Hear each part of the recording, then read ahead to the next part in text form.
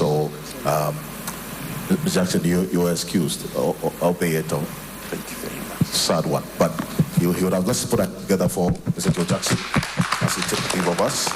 Thank you very much. And while we do that, please, we'll hear from the traditional authorities as well. They have a role to play, what they are doing to contribute to this conversation of effective management of waste.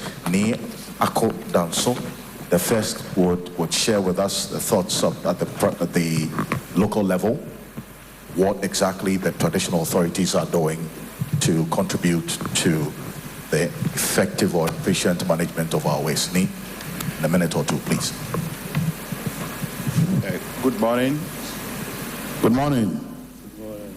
Yes, I represent the Extraction Action Alliance of Ghana, and we made an observation, and we realized that most of our waste from our drainage systems enters into the ocean.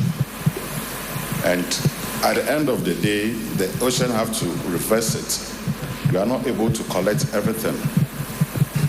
We have heavy debris which are dropped under the ocean. At the end of the day, they pollute the sea. Based on these observations, we decided that we need to do a research. And we conducted the research, and we realized that there is a law which states clearly that every country, it is your duty to stop waste from entering into the ocean. Now the question is, how does the waste enters into the ocean? The waste enters into the ocean through the lagoons. Now, how do we stop this waste from entering into the ocean? We did further research, and we happened to come across an organization based in the United Kingdom. And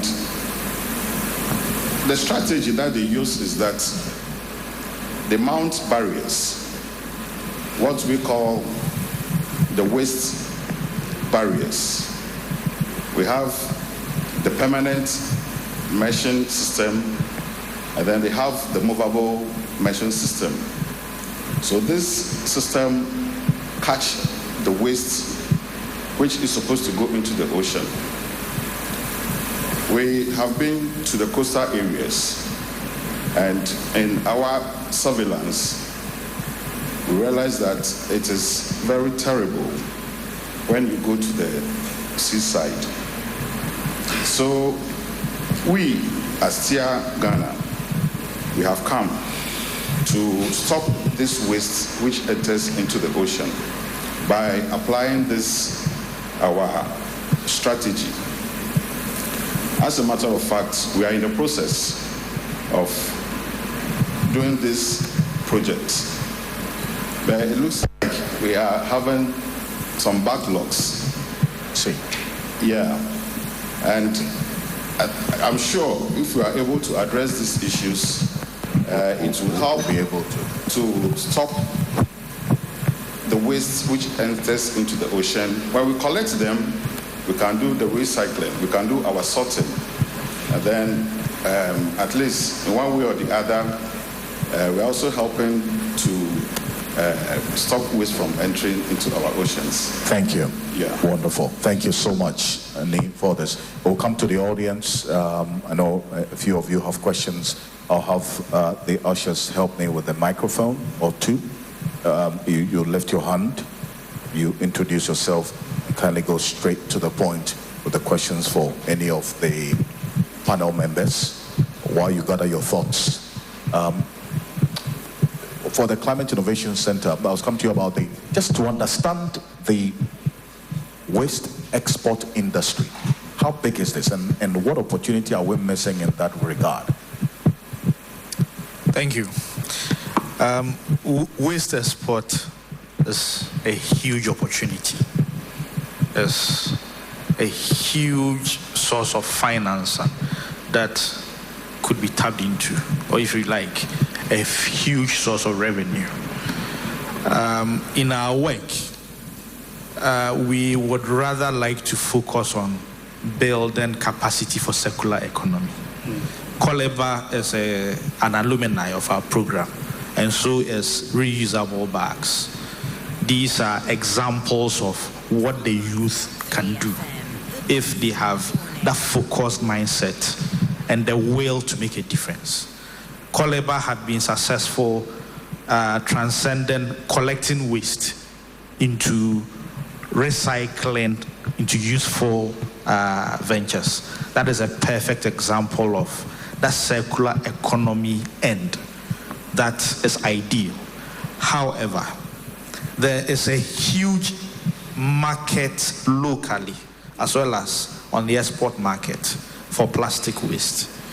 The local market is about 1 billion. And if I'm not exaggerating, local manufacturers do more than 70% of their plastic waste through imports. And they subsidize what they need with just about 30% of what they get locally. They could do more. Now, out there in the export market is a host of different needs. To begin with, there is that need for plastic waste for recycling, so that institutions out there could contribute to their nationally determined contributions when it comes to the issues about climate change. And they do that by considering the waste as green. So they are greening their supply chain of raw materials, which is the waste our SMEs either pelletize or put into flakes